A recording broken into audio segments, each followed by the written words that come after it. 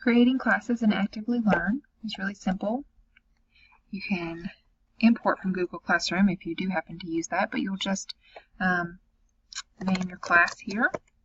You can select grade level and add.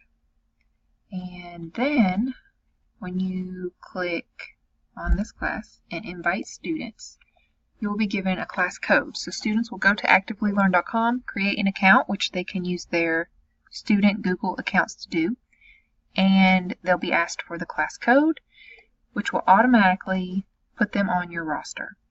And then from here, you can see when they signed in, when they joined the class, how they signed up. So these 3 used their Google account, these 3 just put in their own information, and if they put in their own information, you can reset the password for them if they happen to forget it. And you can also edit some other credentials for them. If they are signed into the wrong class for some reason, you can switch their class, and you can also delete them if they happen to leave the class. So under my class roster here, I have this little tag warning that came up where a student has requested to be able to revise one of their answers. So I can go into assignments here. These 2 articles have been assigned to this class. This particular one is where I have the revision request. Down here it also shows me how many questions I have, or how many students I have not graded their responses, and how many new ones have come in since I last looked at it. When I open this article, all of my responses are over here. So I can look at it per question. My multiple choice is automatically graded. So question 2 and question 4 are short answer that I need to go in and grade myself. And I can look at all of the students, so all the answers are listed here. Or if I know that one student came in, after being sick for a few days, and I just want to look at that one person's because I have the others graded, I can just pull that person up. So under question 2 is one that I need to grade. Here are my options that I can choose. So I can say their answer is advanced, their answer is 0, maybe, because they asked me what the question was. So I can go through and grade them that way. Under actions, I can show the grading rubric. So this is what those terms are based off of. I can anonymize the student names. Instead of seeing their names here, it'll just tell me anonymous, and you can grade them that way. Bulk grade unanswered questions. So if there is a question, so if there are 2 out of 10 questions not answered, instead of having to go individually, it'll look at all of the unanswered and give a bulk grade. I can also allow revisions to all. I cannot print on the free version. And then I can edit the grading settings too. So if I say someone's advanced, they get all the points. Proficient, they only get 9 points, so on and so forth. Here is how it scores the multiple choice. And you can edit this in any way you choose. So if you don't want the short answer to be worth more than the multiple choice, you want them to all be the same, you can just set your new scores up.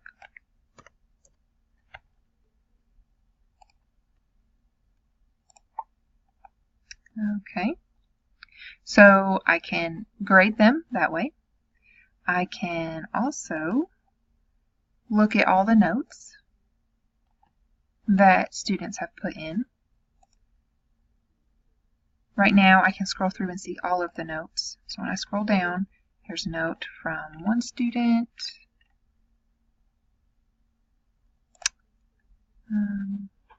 It tells you how many notes are from each one. So you can click them individually like that.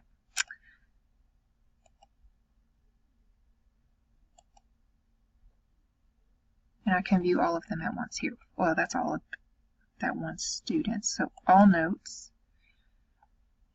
And then shared notes, I presume would be ones that they shared with other members in the class. So all notes made are here. that I can scroll through. Again, these are the same options as previous when we looked at. These two notifications here are students that are unsure, they have a question. So she posted a question, she's unsure about what the word is, and she also put in a request to revise her answer to question 2. And so I can choose to allow revision.